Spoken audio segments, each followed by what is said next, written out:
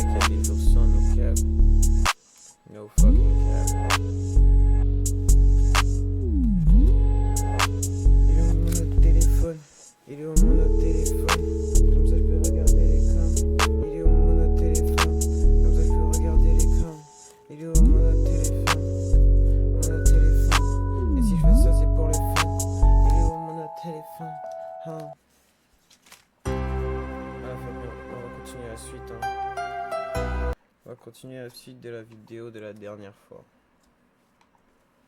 C'est ça même. Et c'était c'était Thaïs, est-elle raciste? Non, c'était pas ça. Féminisme. Ah, mais j'ai écouté beaucoup de musique. Ah putain, la famille, je jure, j'ai mal à la tête aujourd'hui, c'est une folie. C'est une folie les sangs. C'est une folie les sangs. Je trouve pas la vidéo. Ah voilà, j'ai trouvé. Exactement là où j'étais en plus. Parfait. Parfait pour ma pause de midi. Il me reste déjà plus que 30 minutes. Putain, ça va trop vite la famille. Oh là, ça va trop vite. Putain, est-ce qu'on m'entend bien? On m'entend. Voilà. Continue. Il y en a dans les commentaires.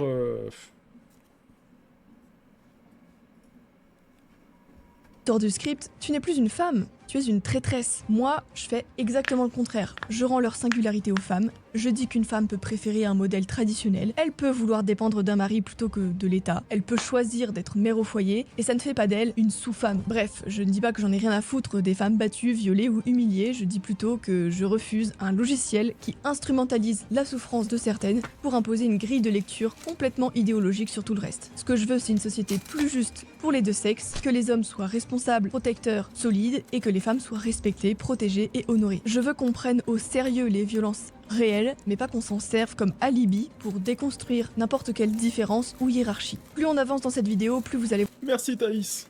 voir que ce n'est pas un détail de vocabulaire. Si j'ai pris la peine de m'attarder autant sur ce point, c'est parce qu'il est crucial. Trop de gens à droite tombent encore dans ce piège et se croient subversifs en se disant porteurs du vrai féminisme, comme si le féminisme actuel était une dérive et que le féminisme originel c'était génial. Ils se prennent pour de grands stratèges machiavéliens en pensant changer le sens des mots. Ils se trompent et ce qu'ils font ralentit considérablement la progression de nos idées. Alors, on va leur donner une leçon d'histoire et leur montrer que le poison était déjà dans le fruit.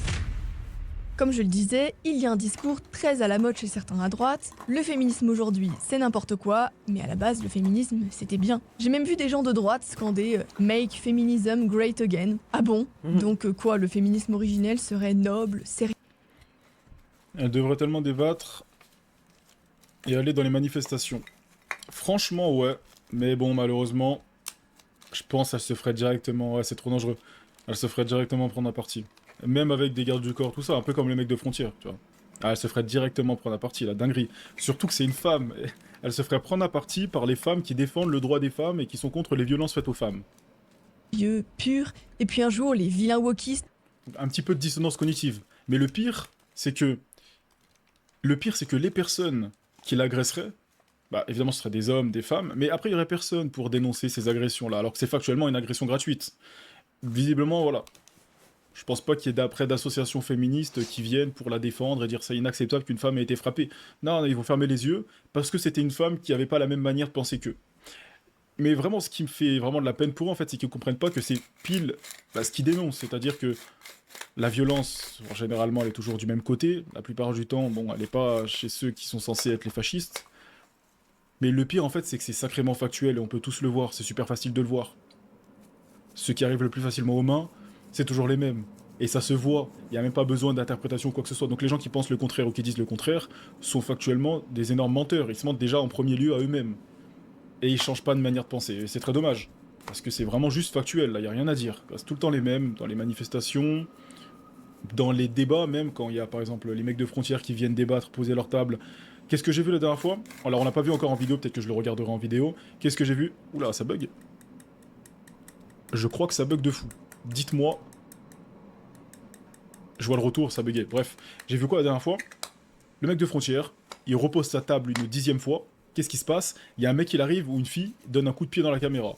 Ouh, heureusement que c'est Frontières. Ce serait arrivé pour tout pourrir. Le wokisme, ce n'est pas une trahison du féminisme, c'est juste sa logique poussée jusqu'au bout. La première vague, on te la raconte toujours comme un truc hyper soft. Les suffragettes, le droit de vote, l'accès à certains droits civiques. Les femmes doivent aussi avoir une voix politique. On dit comme ça, tout le monde est d'accord. Sauf que il y avait déjà à ce moment-là un présupposé très clair, c'est que si les femmes n'ont pas exactement les mêmes droits que les hommes, c'est pas parce que la société repose sur des rôles différents, mais parce qu'elles sont victimes d'une injustice structurelle. Donc, dès le début, le logiciel c'est que différence égale injustice. Il n'y a déjà plus de place pour l'idée qu'une société puisse fonctionner sur la complémentarité et la hiérarchie. Si tu ne copies pas le modèle masculin, c'est que tu es dominé. Ensuite, deuxième vague, années 60-70. Libération sexuelle, travail des femmes, contraception, avortement. Là, on passe à l'étape suivante. Il ne s'agit plus seulement d'entrer dans la sphère politique, il s'agit de déconstruire toutes les contraintes qui rappellent que la femme est une femme. La maternité devient un poids, un problème à gérer, le foyer devient une cage, le mari devient un oppresseur potentiel, on te vend la libération, mais en réalité on te propose une copie du modèle masculin. Carrière, indépendance absolue, sexualité. Exactement. Choisissez bien vos femmes, hein, parce que franchement... Alors déjà en France, c'est très compliqué d'en trouver. Genre des vrais, tu vois. Mais surtout qu'après, elles sont toutes contentes d'aller au travail et de laisser les enfants. Je crois qu'elles n'ont pas compris, en fait. Elles sont toutes contentes d'aller laisser les enfants à la crèche et de repartir au travail. Enfin, je suis content de déléguer l'éducation de mes enfants à d'autres personnes. Ne serait-ce qu'à l'école. À la crèche, à des gens que tu connais pas. Parce que je suis libre et indépendante. Voilà. Quand tu vas travailler pour quelqu'un d'autre, déjà t'es pas indépendant. T'es du coup dépendant de ton patron. Après, à toi de choisir. Est-ce que tu préfères être dépendant de ton patron et être trop content, ou être dépendant de ton mari, dépendant? Parce qu'en soi, s'il a fait le travail correctement, il te donne de l'argent. Si tu restes à la maison, il va pas te laisser sans rien. Tu vois. Tu seras évidemment dépendant de quelqu'un. Après, bon, je pense qu'on préfère tous être dépendant de quelqu'un qu'on connaît et qu'on a choisi, plutôt que d'un patron. Ça me semble logique. Et je pense qu'on préfère tous aussi que l'éducation de nos enfants soit faite par nous. Je pense aussi. Mais les gens, ils ont pas compris ça. Sans attache, sans conséquences. En théorie, en pratique, ce sont les femmes qui payent la facture émotionnelle, biologique et sociale. Mais ça, bon évidemment, ce n'est jamais imputé au féminisme. C'est toujours la faute du système. Magique. Puis arrive la fameuse troisième vague et tout le cirque woke. Gender fluide, intersectionnalité, déconstruction de la femme elle-même. Là, beaucoup se réveillent et se disent « Ah non, là ça va trop loin, c'est plus du vrai féminisme ». Comme si c'était un bug. Non, c'est pas un bug, c'est une mise à jour. Si tu pars du principe que tout est construction sociale, que toute différence est suspecte, que toute norme est potentiellement oppressive, tu arrives forcément à, être une femme, ça ne veut plus rien dire. Chacun s'identifie comme il veut. C'est la conclusion logique. Quand tu scies la branche des rôles sexués pendant un siècle, ne t'étonne pas de finir par détruire la notion de femme elle-même. Le fil rouge entre toutes ces vagues, il est limpide. Délégitimer l'autorité. Mais surtout qu'ils ne savent même plus définir ce que c'est qu'un homme ou une femme.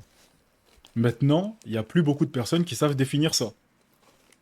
C'est super grave. Et dans leur tête, c'est juste normal. Tu leur demandes, c'est quoi un homme, c'est quoi une femme? Comme j'ai déjà fait, il n'y a pas de réponse. C'est bégaiement, c'est... Ils savent pas. Il n'y a pas de réponse. Et s'ils suivent leur plan logique, ouais, il n'y a pas de réponse. Parce qu'ils veulent déconstruire absolument tout. Donc ils déconstruisent aussi ce que c'est qu'un homme ou une femme. Donc oui, logiquement, ils ne savent pas ce que c'est. Ils ne peuvent pas savoir. Parce que s'ils définissent l'homme ou la femme, ça casserait tout. S'ils commencent à dire, alors un homme... il a un sexe masculin, ça irait pas, parce que du coup, on fait quoi des trans? Un homme, il a des chromosomes XY, alors on fait quoi des trans? Tu vois ce que je veux dire? Voilà. Un homme, il ne peut pas accoucher. On fait quoi des mecs qui essayent d'accoucher? Bon, après, ils le font pas, tu vois, mais on fait quoi des mecs qui essayent de devenir des femmes? Mais c'est juste pas des femmes, mais ils veulent pas l'avouer. Dommage pour eux, écoute. Masculine, neutraliser le rôle spécifique des hommes, arracher les femmes à tout ce qui les reliait naturellement à eux, la famille, la dépendance, la loyauté, la complémentarité, pour les recoder comme un... Ouais, après, je crois que ça lag, hein. Dites-moi ce que vous voyez, mais voilà, je regarde le retour, ça lag pas mal. J'espère que le son lag pas. Ouais, c'est à cause en fait du 4K, je l'enlèverai la prochaine fois.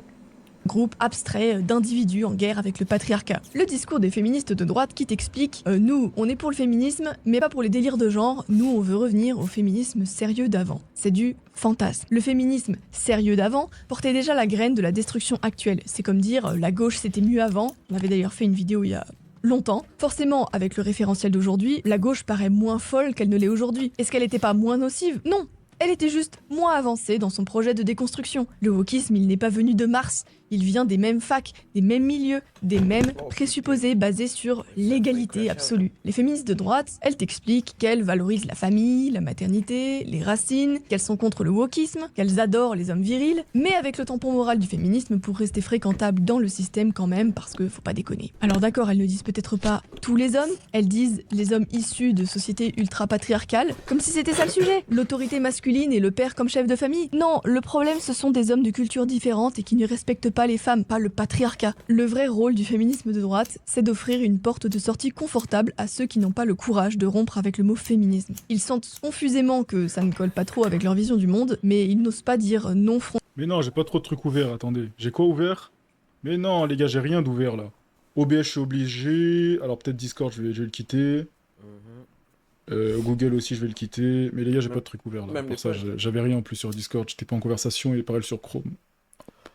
Frontalement, alors ils inventent une version imaginaire du féminisme qui serait compatible avec le respect de l'homme, sauf qu'on ne sauve pas un logiciel en gardant ses présupposés. Sinon, c'est de la cosmétique. Le pire, c'est que le féminisme de droite, il désarme ton camp. Au lieu d'assumer une critique radicale de l'idéologie féministe, il la légitime en disant le féminisme est nécessaire, on va juste le corriger. Du coup, à chaque fois qu'on voudra remettre en cause le logiciel lui-même, on se fera attaquer par son propre camp. Et j'en sais quelque chose. Attention, tu vas trop loin, tu donnes des arguments à la gauche, tu ne comprends pas le vrai féminisme. Résultat, on reste prisonnier du vocabulaire et des cadres.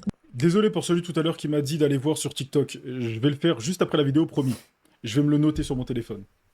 De l'adversaire. Non mais on va réinvestir le mot féminisme, on va le retourner, on va en faire quelque chose de conservateur. Non. C'est comme rembobiner une cassette et espérer que le film sera différent quand tu mettras play. On ne réinvestit pas un mot précisément construit pour détruire ce que tu prétends défendre. C'est comme dire on va faire un marxisme libéral, ou un islamisme laïque, ou un anarchisme pro-État. À un moment donné, il faut accepter qu'il y a des incompatibilités logiques. Le féminisme s'est construit en opposition à la vision... Ah mais ça bug de malade là. Ça bug de fou je crois. Comment on va faire les gars? Est-ce que ça vous dérange ou pas? Non, en vrai, ça va. La vidéo est bientôt finie, il reste moins de 10 minutes. Traditionnel des sexes, à l'autorité masculine et à la famille comme structure hiérarchisée. Faites-leur avaler le mot, ils avaleront la chose, disait Lénine. Ironique que ce soit devenu une stratégie de droite. Moi je ne joue pas à ce jeu-là. Je n'ai pas besoin de me présenter comme féministe de droite pour défendre les femmes quand elles sont injustement traitées. Tout comme je défends aussi les hommes. Je n'ai pas besoin du label pour dire... Et oui, en fait, tous les mouvements deviennent des sectes en fait. Quand tu laisses un mouvement trop longtemps, ça devient vraiment une secte. Il n'y a pas besoin déjà de mouvement, il n'y a pas besoin de donner nom à un mouvement, de dire vas-y, j'appartiens à ce mouvement, je soutiens, j'ai pas besoin d'être féministe pour défendre les femmes, j'ai pas besoin de dire Black Lives Matter pour considérer la vie des Noirs, j'ai pas besoin. Et il y a des problèmes dans tout ce genre de mouvement. Et ça en revient toujours à la même chose, des gens avec 4 de QI qui savent pas reconnaître ce que c'est qu'un fait, la réalité. Je vois ça. Je vois que cette personne-là fait n'importe quoi, donc elle s'est prise certaines répercussions. Je vois qu'on est tous égaux. C'est compliqué de le voir? Bah visiblement oui, c'est trop facile de se victimiser, et c'est compliqué de voir la réalité, parce que la réalité, elle t'oblige à te débrouiller par toi-même, et éventuellement te bouger, pour aller chercher un métier, mais c'est beaucoup plus facile pour toi de dire, en tant que femme la plupart du temps, on me critique, on parle derrière mon dos parce que je suis une femme, le monde est contre moi parce que je suis une femme, alors qu'en vrai de vrai, même si on parle vraiment de métier, la plupart du temps, ça va jouer en ta faveur. Par contre, là, je vois que ça bug énormément. La plupart du temps, ça va jouer en ta faveur. Parce que tu es une femme, en face de toi, que tu as sûrement un homme, les hommes sont faibles, donc il va accepter de t'embaucher plus facilement, de te donner une augmentation, d'être plus gentil avec toi. Même, petit truc tout simple, tu vois, mais il va engager plus facilement la conversation avec toi parce que tu es une fille. On le sait, il n'y a aucune fille dans aucune entreprise qui vient et qui n'est pas convoitée par des mecs. Du moment où tu es une fille, que tu viens dans une entreprise, en plus de ça que tu es jolie, on va être plus gentil avec toi, plus avenant. Alors que le mec là qui est là depuis 10 ans, que personne calcule, on s'en fout de lui. Il n'a pas d'augmentation, on lui propose rien, on va pas lui parler, il reste tout seul. Et c'est la vie d'un homme moyen, ça. Il reste tout seul, personne ne vient lui parler. Il est obligé d'aller faire les efforts lui-même. Alors que quand tu es une fille et que t'es belle, des fois t'as même pas besoin de postuler, des fois t'as même pas besoin de parler pour qu'on te donne de l'argent. Il y a des filles, elles mettent leur PayPal en bio, on leur donne de l'argent. Qui est-ce qui leur donne de l'argent? Des hommes. Il y a des filles, elles posent un CV quelque part, et parce que, bon, voilà, c'est des filles qui sont plutôt jolies, on les embauche beaucoup plus facilement. Faut arrêter de se victimiser, quoi. La réalité, quand tu la regardes, c'est que c'est bien plus facile pour toi de trouver un métier et d'avoir des relations sociales. Alors, relations sociales, avec intérêt ou non, mais factuellement, t'en as beaucoup plus et plus facilement qu'un homme, quand t'es une fille et que t'es jolie. Voilà, donc il y a plein d'avantages, il y a aussi certaines fois des désavantages naturels, c'est-à-dire que quand tu sors dans la rue, tu te sens moins en sécurité, logique parce que t'es moins forte, etc., etc.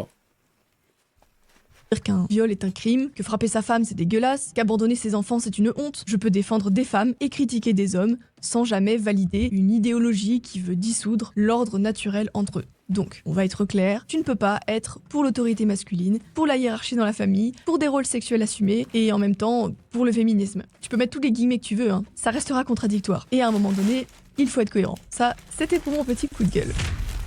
Quand on critique le patriarcat, on critique aussi la civilisation européenne qui s'est bâtie sur ce modèle. Alors évidemment, tous les patriarcats ne sont pas enviables pour les femmes, mais le patriarcat occidental a permis le féminisme. Et franchement, c'est un peu là toute l'ironie. Toutes les femmes de la planète ne se sont pas réveillées un matin pour dire que s'occuper de sa famille, c'est une oppression. Le féminisme, c'est un produit de luxe de l'Occident, d'une civilisation déjà riche, stable, industrialisée avec des infrastructures, du droit, de la sécurité, un État-providence construit en immense majorité par des hommes. Il prospère dans les pays où tout ce qui est vital est déjà pris en charge, la sécurité, l'énergie, les routes, les hôpitaux, la police, l'armée, les transports, bref, en gros, là où tu peux passer ta journée à parler de male gaze pendant que d'autres font tourner l'électricité et C'est vrai encore une fois. Quand tu peux te permettre déjà de t'exprimer aussi librement sans te soucier de est-ce que il va y avoir une rentrée d'argent? Est-ce que pas mal de choses de la vie de Monsieur Tout-le-Monde, quand t'as pas à t'inquiéter de tout ça, c'est que ta vie est assez facile, déjà. Quand tu peux parler de tout ça librement, sans avoir à t'inquiéter des répercussions, bon, c'est qu'on a facilité ta vie. Et qui l'a facilité, tu sais déjà. empêche les gens de s'égorger dans la rue. Vous n'avez qu'à observer que systématiquement, là où s'épanouit le féminisme le plus radical, ce sont des métropoles occidentales, des pays ultra sécurisés, où il y a Uber Eats et où les facs sont bondés. Regardez Vas-y, bye bye Karma. Dans tous les cas, je pense qu'après la vidéo, là, je vais relancer le live, comme ça, il y aura plus de bugs, comme ça. ensuite, où les femmes ne défilent pas avec des pancartes Kill all men, là où tu es emprisonné si tu enlèves ton voile, tu es excisé et j'en passe. En fait, plus les hommes sont civilisés, protecteurs et encadrés par le droit, plus on les traite de danger public. Tandis que là où un homme peut encore te faire disparaître en forêt, les grands discours sur la masculinité toxique se calment tout de suite. Et franchement, c'est ça qui est le plus rageant. Les féministes prennent l'empathie masculine pour de la faiblesse et en profitent pour exiger toujours plus. Elles interprètent le fait que les hommes ont accepté de partager une partie de leur pouvoir par sens de la justice comme on leur a arraché ce qu'ils nous devaient. Résultat, plus les hommes cèdent, plus on leur explique que ce n'est jamais assez. C'est comme si un passager insultait le chauffeur de ne pas conduire droit tout en oubliant que sans lui, la voiture ne bouge pas d'un centimètre. Si tu peux militer, tweeter, manifester pour déconstruire la famille, c'est parce qu'il existe encore des hommes qui se lèvent pour faire tourner tout ce que tu considères comme normal. Si tu déplaces le féminisme dans un contexte sans richesse, sans infrastructure, il s'écroule instantanément. Il n'y a pas de mon corps, mon choix là où il n'y a pas de système de santé. Il n'y a pas de grève de la maternité là où sans natalité, ton groupe disparaît. Le féminisme a besoin de l'Occident pour respirer. Il a besoin d'une civilisation masculine avancée qui accepte encore d'être insultée sans répondre par la force. Il prospère précisément là où les hommes ont été les moins toxiques. Et paradoxalement, ce sont les hommes blancs que les féministes détestent le plus. Donc non, le féminisme, c'est pas la libération des femmes contre la civilisation occidentale et ses hommes, c'est un parasite accroché sur une civilisation déjà construite par eux qui leur explique ensuite qu'ils n'étaient qu'un obstacle. Et cette ingratitude, elle est franchement insupportable. Comment tu peux te dire patriote et féministe après ça ? Il n'y a pas 50 modèles possibles pour organiser les relations entre les hommes et les femmes. Il y en a 2 qui tiennent à peu près debout, et puis il y en a un 3e, mensonger, qui est exactement celui que vend le féminisme. Le premier modèle, c'est le modèle...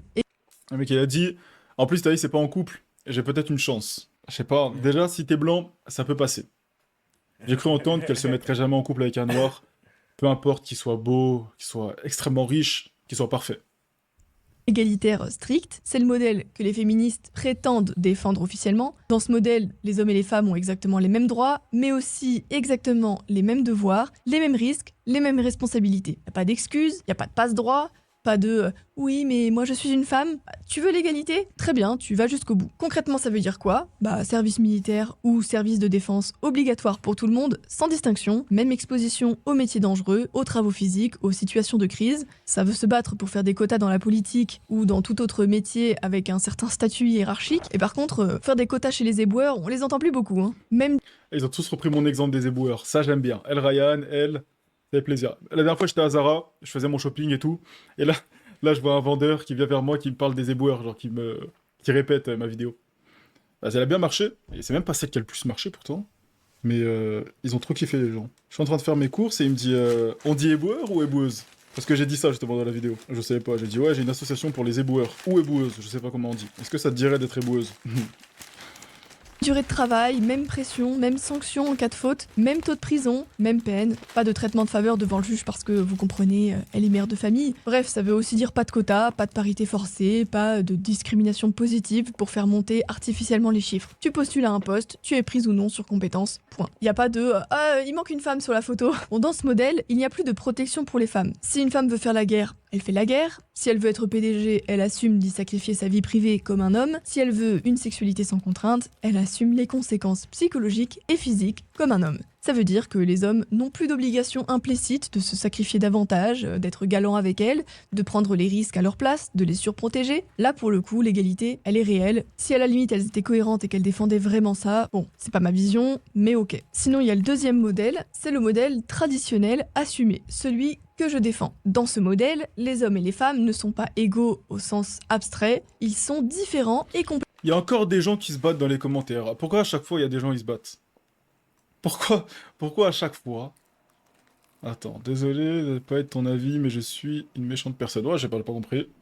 Je vous laisse, hein. Complémentaires. Les hommes ont davantage d'autorité, de pouvoir de décision, de responsabilités légales et financières. Ils sont censés porter le poids principal, donc la protection, la sécurité, les ressources, la stabilité. Ils ont plus de droits sur certains plans, mais aussi plus de comptes à rendre. Et en échange, les femmes bénéficient d'une protection particulière, d'une considération spéciale, d'un statut valorisé et d'une forme de privilège assumé, mais qui va avec des devoirs et des limites. Ça veut dire que l'homme, il a le dernier mot dans le foyer sur les grandes décisions parce que c'est lui qui porte la charge maximale si ça tourne mal. Dans les institutions, la majorité des postes de pouvoir est masculine parce que ce sont Exactement.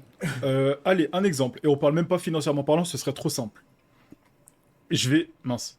les hommes Attends. qui Je vais même pas parler du fait que, évidemment, dans un couple, que si un homme et une femme divorcent, et que, allez, la femme réussit, parce qu'ils n'étaient pas mariés, à s'en sortir sans voler l'argent au mari, si ça se passe comme ça, la femme, elle est pas trop inquiétée, hein. Même si, voilà, ils divorcent pour un problème d'argent, un problème de couple, après peut-être qu'ils s'entendent plus. La femme est pas trop inquiétée, c'est-à-dire que, bon, elle sera triste parce qu'ils sont quittés, d'accord. Mais financièrement parlant, elle peut se faire assumer par n'importe quel homme. Elle claque des doigts comme ça, hop, elle se fait assumer financièrement parlant. L'homme, il n'y a personne pour l'assumer financièrement parlant, donc il va quitter la femme, ils sont plus ensemble, il va devoir, si c'était un problème d'argent, trouver un moyen de résoudre le problème tout seul, comme un grand, il n'y a personne pour l'aider, il n'y a pas de lien PayPal en bio, il n'y a pas d'option OF du coup, il n'y a pas d'option OF, il n'y a pas MIM, il doit trouver l'argent tout seul et se débrouiller tout seul. Ensuite, il doit avoir aussi pour la garde des enfants. Bon bref, il y a énormément de retombées, de potentielles retombées sur les hommes, et donc oui, forcément. J'espère bien que dans un couple, on va dire, normal comme Monsieur Tout-le-Monde, c'est l'homme qui prend les grandes décisions. Puisque c'est lui qui, en cas de problème, encourt le plus de risques. C'est un peu normal, effectivement. C'est comme ce que je disais tout à l'heure pour la guerre. Si on propose aux gens de voter pour est-ce qu'on part en guerre ou pas, pour est-ce qu'on finance ci ou ça, par rapport à des événements géopolitiques qui pourraient potentiellement amener à une guerre, bah oui, c'est mieux que ce soit les gens qui sont directement concernés, donc les hommes, qui votent. Pas des gens qui, ok, sont des humains, mais qui ne sont pas concernés. C'est pas parce que t'es un humain qu'on doit te donner tous les droits. Si t'es pas concerné par quelque chose, il n'y a aucune raison qu'on te propose quoi que ce soit. Exemple aussi, pour les femmes, parce qu'on peut faire aussi l'inverse. Pour une femme, par exemple, et pour la plupart des femmes, concernant l'avortement, je pense pas qu'en tant qu'homme, on ait énormément d'avis à donner, même si c'est quand même l'enfant on l'a fait à deux. On a notre avis à donner, mais proportionnellement, c'est quand même le corps des femmes, donc il faudrait que ce soit plus de femmes que d'hommes qui en débattent. Ça marche aussi dans ce sens-là, pardon. Même si, bon, c'est pas du coup du 100% comme la guerre, mais faudrait se dire quand même que c'est le corps des femmes, c'est elles qui portent l'enfant, donc il faut qu'elles en décident. 70-80% du truc, ok, mais il faut quand même laisser la place à l'homme, parce qu'il a forcément aussi son rôle à jouer dedans, puisque lui aussi il l'a fait. Il l'a pas fait tout seul, l'enfant, évidemment. Ça marche dans les deux sens, en vrai de vrai. Après, bon, pour l'avortement, c'est un peu plus complexe, hein. Je me suis engagé là-dedans comme si c'était simple. On sait très bien que l'avortement, c'est plus complexe. Il n'y a pas juste à mettre une majorité une majorité de femmes qui décident et 20% d'hommes qui décident sur le côté. Ça marche pas comme ça parce qu'il y a des cas complexes. En cas de V, en cas de plusieurs avortements répétés, parce que ça arrive beaucoup dans les cercles féministes, elles encouragent à avorter parce que c'est leur corps, leur choix. Donc évidemment qu'il faut beaucoup plus réglementer que simplement on met plus de femmes que d'hommes. Oui, mais ce que je veux dire, c'est pour faire comprendre que certaines fois, il faut que ce soit les hommes qui parlent et les femmes, elles se taisent, et certaines fois, il faut que ce soit les femmes qui parlent et les hommes, ils se taisent. Globalement, prennent les risques, assurent la sécurité et doivent répondre de ce qui est décidé. Ça veut dire que la femme, elle a une place centrale dans la famille, l'éducation des enfants, mais qu'elle ne joue pas au même niveau sur tous les terrains. Elle n'est pas niée, elle n'est pas effacée, elle n'est pas en concurrence permanente avec l'homme. Dans ce modèle, on assume aussi la différence de traitement, on attend plus de courage, de prise de risque et de sacrifice chez les hommes, de loyauté, de stabilité et de sens du foyer chez les femmes. Ce n'est pas injuste, c'est structuré. Celui qui porte plus a plus d'autorité, celle qui est davantage protégée a davantage de devoirs. Et comme ça, on ne fait pas semblant d'être interchangeable. Et enfin, on a le troisième modèle, c'est le modèle féministe. Celui qui mélange les avantages des deux sans assumer les coûts. C'est très simple, modèle traditionnel quand ça arrange les femmes, modèle égalitaire quand ça arrange les femmes. D'un côté, on garde des avantages de la vision traditionnelle, on veut être protégé, on veut être cru, on veut être ménagé, on veut que la société tienne compte de notre vulnérabilité physique, de la maternité, des émotions, on veut des protections remboursées, on veut que l'homme soit un vrai homme quand ça nous arrange, qu'il paye l'addition, qu'il sécurise, qu'il soutienne, qu'il soit fort, et de l'autre, on veut les privilèges du modèle égalitaire. Oula Gros lag. Attendez, je vois le lag en direct. J'espère que ça va revenir. Putain, il est déjà 20. Elle se termine jamais la vidéo, quoi. C'est bon, les gars, il reste 3 minutes à tenir. Ensuite, on passe sur autre chose et il y aura beaucoup moins de bugs, ne vous inquiétez pas. La même place que lui partout, la même voix sur tout, le même pouvoir de décision, la même hiérarchie, sans devoir de se soumettre à un cadre masculin. Et tu le vois même jusque dans la vie de couple. Je veux qu'un homme décide, qu'il sache où il va. Notification OBS. Attendez, se trouve, il y a un problème, là. Oh, le live, c'est terminé. Non, le live a bugué. Le live a cut. Je termine la vidéo vite fait, puis ensuite... Solide, mais pas question qu'il ait le dernier mot. Je suis indépendante, je ne veux pas d'autorité sur moi. Tu es contrôlant, tu es toxique. Et puis dans le monde du travail... On n'oublie pas que les femmes veulent un homme qui les contrôle. On n'oublie pas que les femmes veulent un homme qui est plus dominant. On n'oublie pas que les femmes veulent un homme qui est plus, tout simplement. De le dire, ça fait bizarre, parce que maintenant, il faut le verbaliser, parce qu'il y a des fous qui pensent le contraire et qui disent le contraire. De base, c'est quelque chose de normal. Ça devient un peu bizarre, ça fait un peu cringe quand on le verbalise comme je suis en train de le faire actuellement, mais on est obligé. Parce que sinon, on laisse les gens partir sur du n'importe quoi et dire non, ça c'est un modèle patriarcal oppressif. Non, tu aimes ça dans tous les cas. Arrête de dire n'importe quoi.